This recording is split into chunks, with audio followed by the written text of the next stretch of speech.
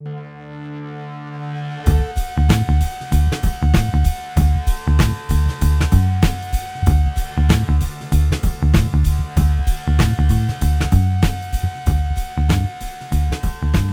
welcome everybody to the Nightly News Podcast. This is Professor Paul Miller, and we are sitting in today with our co-president of the Nightly News, Jenelle Dulack. Jen, welcome back to the show. Hi, thank you for having me. It hasn't been too long since you've been on. You've been on several times this term, but the goal for today is trying to talk about something that is very special to you in an event that is actually happening on the day of the release of this podcast. So I wanted to preface everyone by saying, the event did not occur at this point when we are recording this. So maybe we can have you back another time to talk about how you thought the event went. But we're talking about the Central Penn Film Festival titled We that Jen is organizing here on campus during week 11 of our summer term. Where this kind of came from, and I'll let you certainly talk about this in a little bit more detail, where this came from was we are in a class called Com 385 Current Strategies in Electronic Media Programming. And the crux of this course is for students to understand how self-distribution of documentary-style films is really en vogue right now. And that because of the proliferation of streaming services, a lot of self-production is going on in this space. So that's a lot of what the class talks about. But the end goal is that everybody put together either a 5 or 6 minute documentary about a subject of their choosing. So I just wanted to preface that. Jen, my first question is, this is something that we've been talking about for several months. You came up with this idea before we got into this in our projects class, because this is the professional project that you're doing. Where did you come up with this idea? Honestly, out of thin air. These ideas are all in the air. I mean, right. But the real origin of this is that when we were talking about, my documentary, your documentary, we kind of realized that nobody's been able to see them aside from when we send them the link online. And we haven't been able to allow people to sit down, enjoy a meal, watch it, and have it as like a communal experience. And so I wanted to be able to do that while also we were doing that electronic media programming class, so the students can have their stuff watched too. Yeah, and I think, so what Jen's alluding to is she had actually done, as part of some other classes or just sort of in her free time, a couple of other documentaries which I thought were really, really cool. She's also talking about the Final Out documentary, which we've certainly talked about on this podcast. It's just over a year since I released that. Never has been shown on campus, and obviously it's about students here on the Central Penn campus, most of them now graduates. So that was sort of where it came from. Like, we want to show the work that you've been doing, the work that I did, and we did have a screening for it through Zoom, and but it's never been shown here on campus, nor has any of the work that you've been doing. So I really love this idea. Not necessarily ideal to do it week 11, but that being said, everyone's documentaries are due at the end of week 10, so we didn't really have any other choice but to do it that way.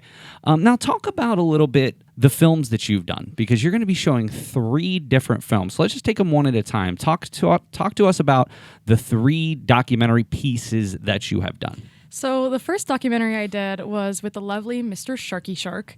The reason I saw him and decided to do something like this was because I was driving in Harrisburg, and I just happened to see him and his girlfriend wearing their outfits while sitting at Rubicon. And I was like, I pulled my car over, like brakes were hard. I ran over and I just happened to have my camera, and I asked if I could take a picture of him. And he was super welcoming. He was super excited. And from there, I asked him if he would be okay with me making a video about him. So you and I collaborated and worked on... I don't take any credit. I assisted in whatever way I could, but you did the heavy lifting. I was able to create that documentary about Mr. Sharky Shark, and that was the first one I made. That was so much fun being able to work with him, but it was a lot of struggle because I didn't realize the time commitment that was required for something like that. My second documentary was with Penn Studios, and I was working with Betty Whitecastle. The reason that one happened was because Betty is somebody that I had met when I went to Pride in 2019, and I hadn't really seen much of her in public since then, but I had seen a lot of her social media work. And when I went to Penn Studios, Salim, my site advisor, told me I could do anything I wanted. And I was like a little kid in a candy store. I was like, oh my gosh, what am I going to do? So I thought Betty would be a great subject to talk about because she is such a giver in the community. She's so bright and bubbly and has that element of like surprise because she's also an art teacher in her daytime while a drag queen at night. So I wanted to just talk to her about what her life is like and how she navigates that because it's really tough for gay people in America to teach. A lot of people are really adverse to that concept. So yeah, and then my third one is another one that kind of just came out of nowhere. I really like looking at the weird corners of the internet. And the one thing that I found was this intentional communities like website organization where like they have all of them on there. And I was just clicking and searching. And this was before we even had our documentary making class, but I thought that it'd be a fun idea to just talk to some of these people and find out like why they have these intentional communities, because they start for a multitude of reasons. It could be religion, dietary based, just a desire for neighbors that enjoy neighborly relations. So yeah, I just wanted to figure out why these people get in the communities that they do. Obviously, we don't necessarily have the opportunity to go through each and every one of them, but talk about how over the course of, let's say, the last year, pandemic aside, what have you learned from the very first documentary that you've done to now pretty much almost wrapping your third documentary piece? What are some of the key takeaways that you've learned in terms of producing something like this? A lot of patience. I know I am a very patient person, but when you have to sit at a computer and it's just not working and you're there for like 12 hours straight, you just have to, maintain that like it's going to get done. It'll be okay. I'll be proud of it when I'm done. It's kind of like when you're putting on makeup. Like when you start with a concealer, you look like a clown, but by the time you're done, it's beautiful. And it's something that, you can say like, I'm confident in the way that this looks. And it's like I said, it's the same thing with a documentary. You have to trust the process. One of the interesting things as part of this projects and corporate communication class. So these are two separate classes. The one is actually making the documentary. The other is I'd ask everybody to either come up with some type of event that they're going to put on or work with a community group. So you decided that this was something that you want to do. You want to put on this film festival. How did this sort of unfold, and how did these ideas come to be whenever you first decided that this was the direction that you were going to go in for your project? Well, I think it's so necessary to have a space where students, regardless of their major, can express themselves creatively. We have a research exhibition on campus, which is kind of more pertaining to the PTA students, OTA students. They can show off the work that they've been doing. And of course, other people can join too, but that's not as creative as it is academic. And I really wanted people to have that space where they can, almost in the same way, submit their work and have it viewed and appreciated and celebrated in the same way that their work has been. So yeah, I think that idea was floating around for a bit, but I never really got to solidify it until a nightly news media club meeting. Yeah, and one of the things I think is really interesting about this whole thing is it's not just necessarily for my work, your work, even people in the class. It's also for students here. So tell us a little bit about how you really wanted to involve the entire campus community in this film festival, so it wasn't just people who were in my class. Yeah, so that was probably the biggest challenge to think about, because it's really people who are like in business or in homeland security or criminal justice, they probably aren't thinking about making a documentary. It's probably the last thing they probably want to do. But by encouraging them to be able to think outside of the box and think creatively, they're gaining all those soft skills that they wouldn't in that field.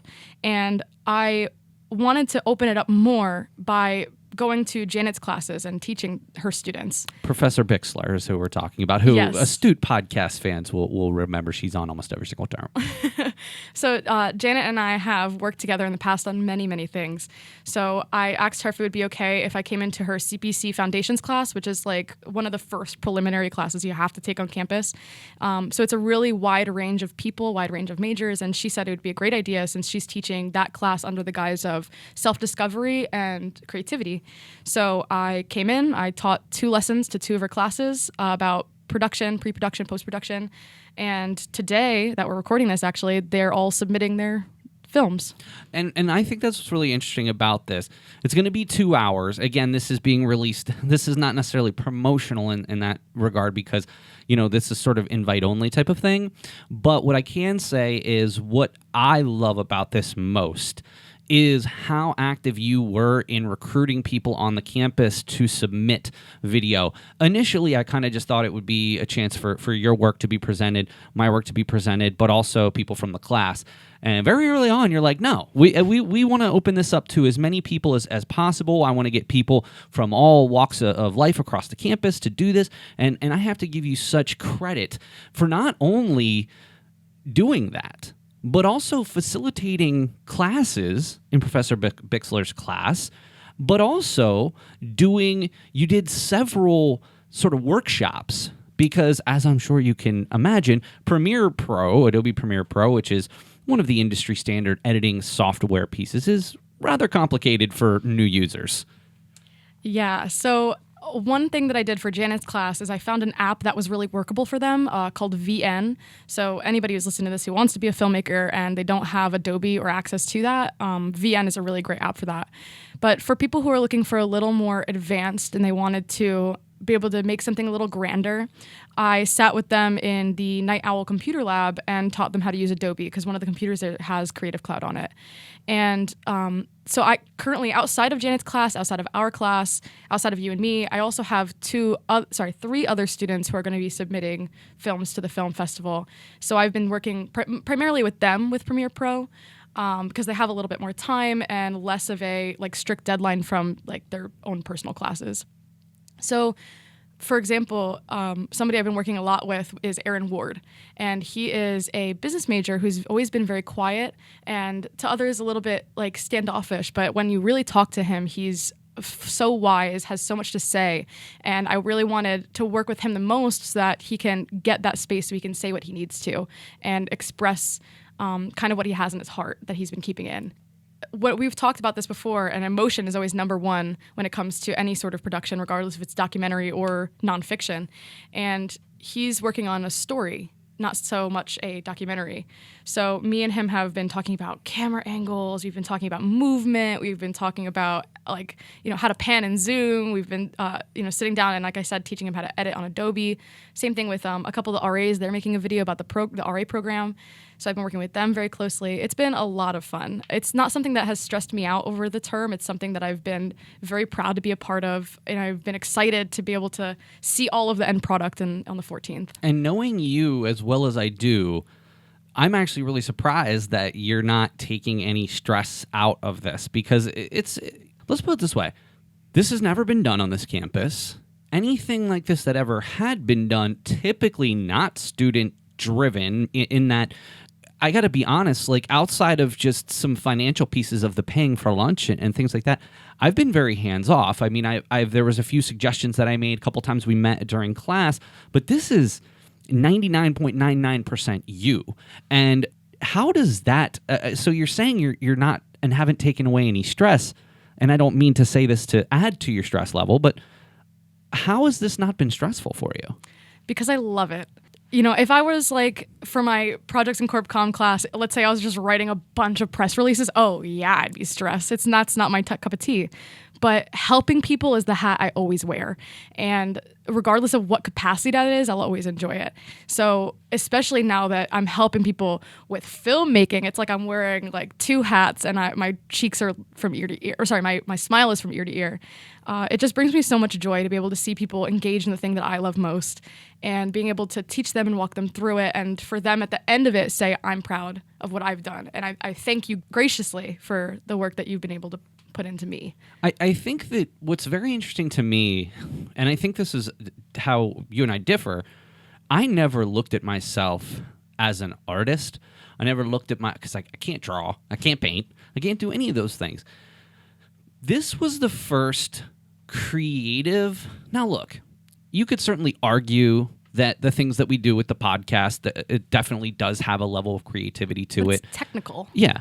My concern when I went into this class, and we definitely, there was so much more substance in terms of learning the filmmaking process in my own classes that unfortunately, because of the length of the course, we just didn't have time to go into. This, though, my documentary was the first time that I ever felt like I created a piece of art. And I hope that, if nothing else, some of the people who you're working with, some of the people in our class are taking that away. Look, I can look back at my own documentary and say, gosh, I could have done this differently. I could have done that differently. And honestly, one of the things that now that I've taught this class that I really would like to do is do something else, do another documentary. Because I think even just teaching it, going through the process, going through the reflection process of my first piece, I learned even more than in the classroom. So I guess what I'm getting to here, Jen, is since you have had this opportunity now to go through 3 times. I wonder what your future goals are in terms of filmmaking. Obviously, I know you want to try to find some type of film production internship, which we've certainly talked about. But what are some of the things that you believe that you're going to be able to take away?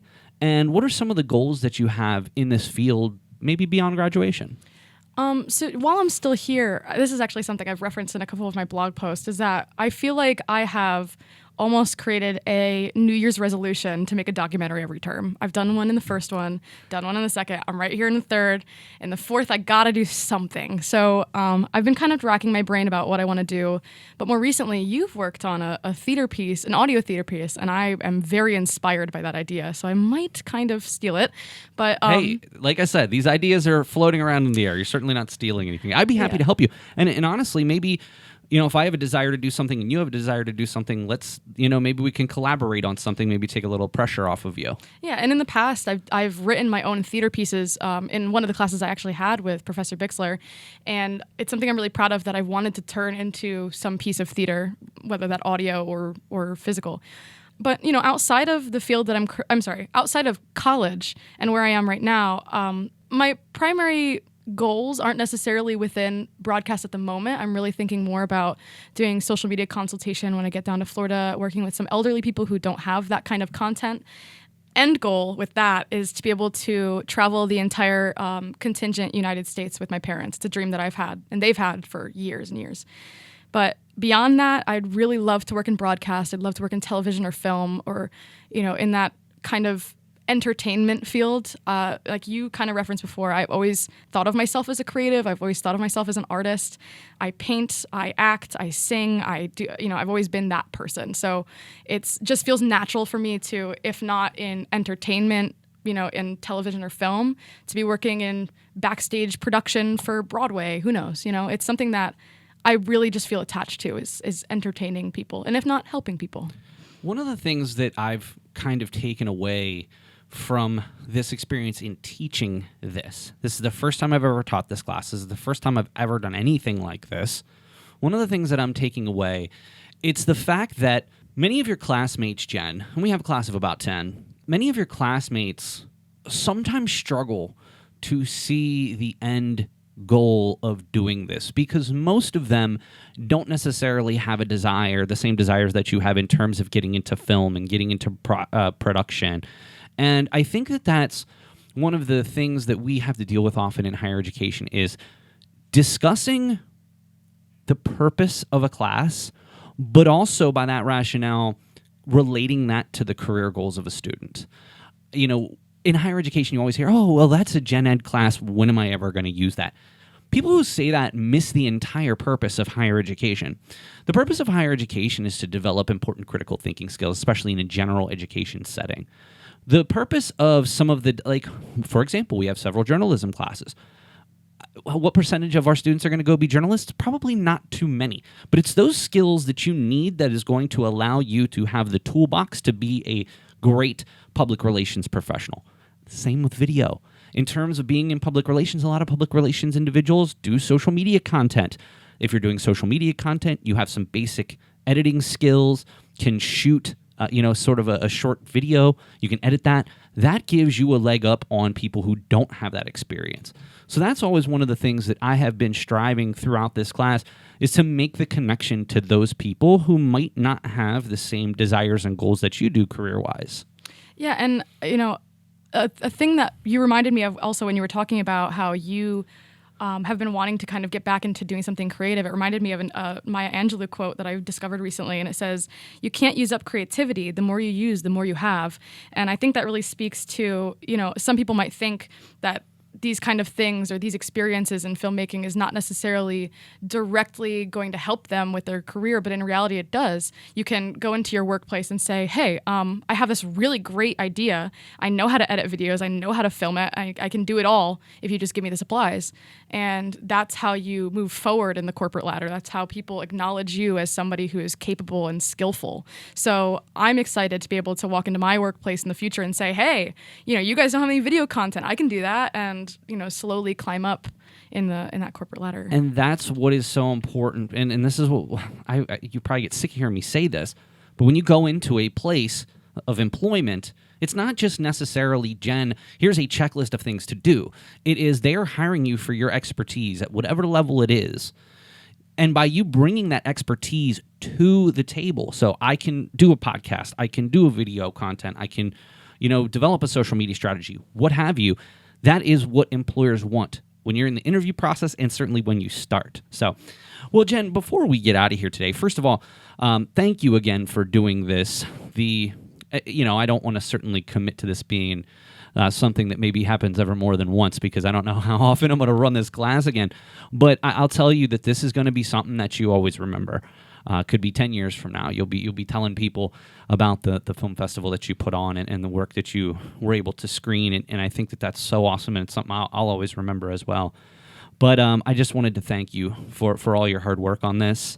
But I did want to, it'd be remiss of me to not mention, you recently came out with, Jen is also the president of the Nightway. This is, I guess you could say, where some of this love came from in terms of editing and being creative. You came out with episode 49 and a half.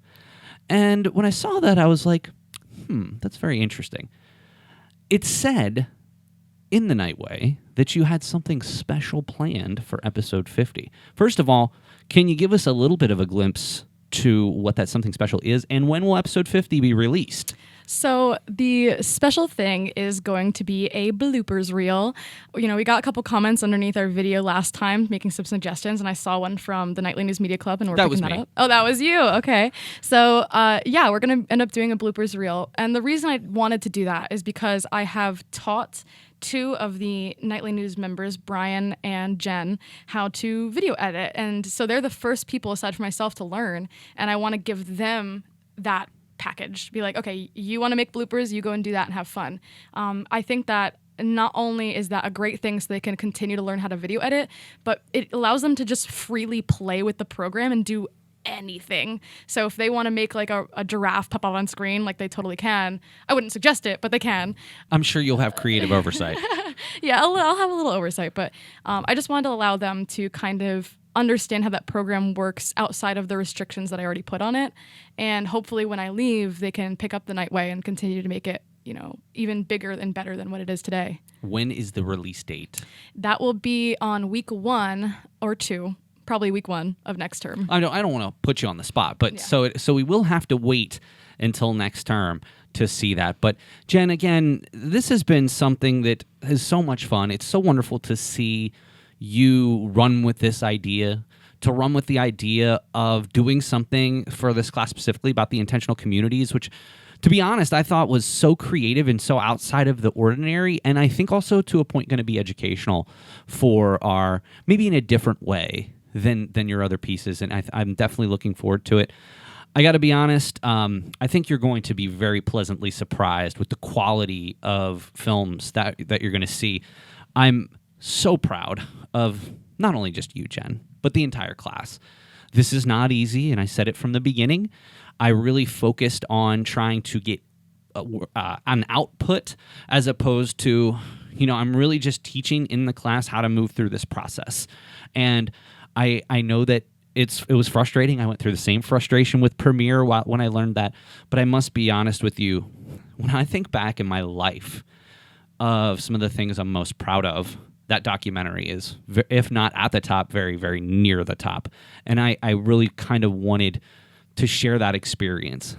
The things that you spend the most time on are the things that you're going to learn the most from, and also the things that are going to be memorable to you. So when a lot of these students look back at their college experience, this might be something that they remember. Yeah, and I kind of want to go back to the Business Partner of the Year breakfast. And Betsy Ham kind of made a big point about, as a CEO, you have to use a lot of big picture thinking. And when you're a filmmaker, you have to do a lot of big picture thinking and think about the end goal and how it's going to look. But there's so much detail-oriented thinking. And, there's tiny little minute things that you're just not going to think to notice until somebody else points them out. But you can't get too hung up about what's perfect and what's not. And it's never going to be perfect. Yeah, how you coulda, shoulda, woulda, because those are useless to think about. You just have to be proud of where you are. You'll always get better. So I totally agree. Well, Jen, thank you so much. Again, I'm fingers crossed that later today when this event happens that everything goes off without a hitch. But I just thank you so much for all the hard work that you've done with this. And I certainly hope that some of the listeners out there were able to take part of it. Yeah, thank you. I'm super excited. And I hope that anybody who's listening, who's there, enjoyed it. All right. Well, thank you all so very much for joining us today on the Nightly News Podcast. For Jenelle Dulack, our Nightly News co-president, this is Professor Paul Miller, and I'll see you next time on the Nightly News Podcast.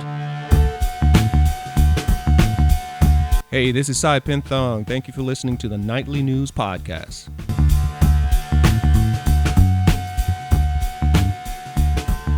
This is news correspondent Jamie Harmon with a nightly news brief. The news podcast features audio versions of stories from our student reporters. Articles by Olivia Gregory, Leslie Heimbaugh, and Nash McComsey are featured on today's episode. We're getting close to a big and sure to be entertaining and informative campus event this month. Here it is. Opening night on an original play, The Hand That Holds the Quill, is on September 15th at 7:30 p.m. in the Capitol Blue Cross Theater.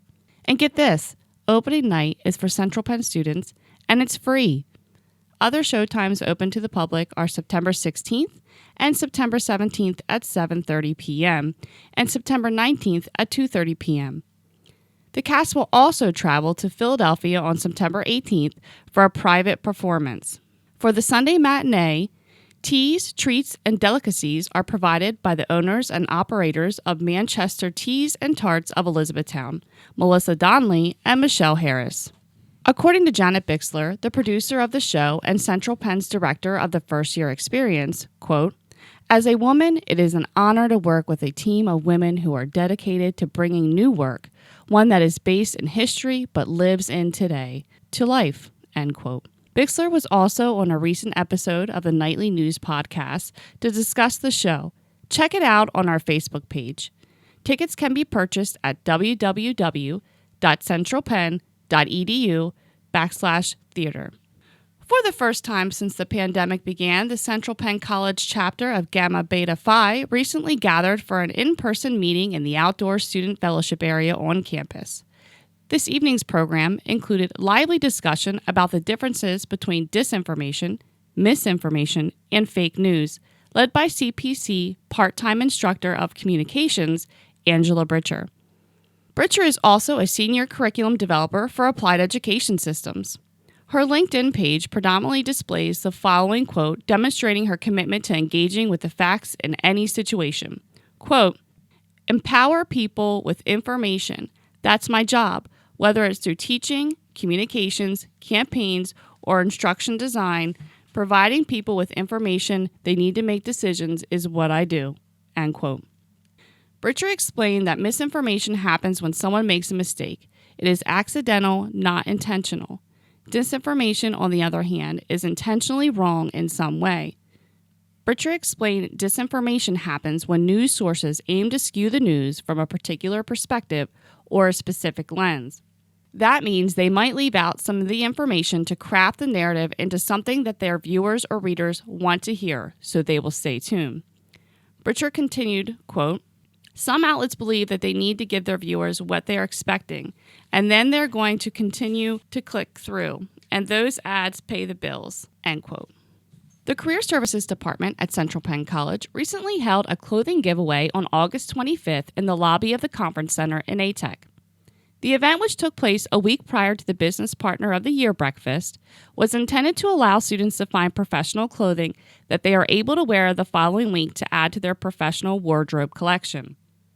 Students were able to try on clothes during the event and could take home what suited them best. Many types of professional attire were offered during the event, with men's and women's clothing in all sizes. Even though the event is over, you can still take part in the Central Penn College Career Closet by making an appointment with Career Services. You can reach them at careerservices@centralpenn.edu. Should students not be able to find sizes they need, Career Services offers gift cards to Community Aid.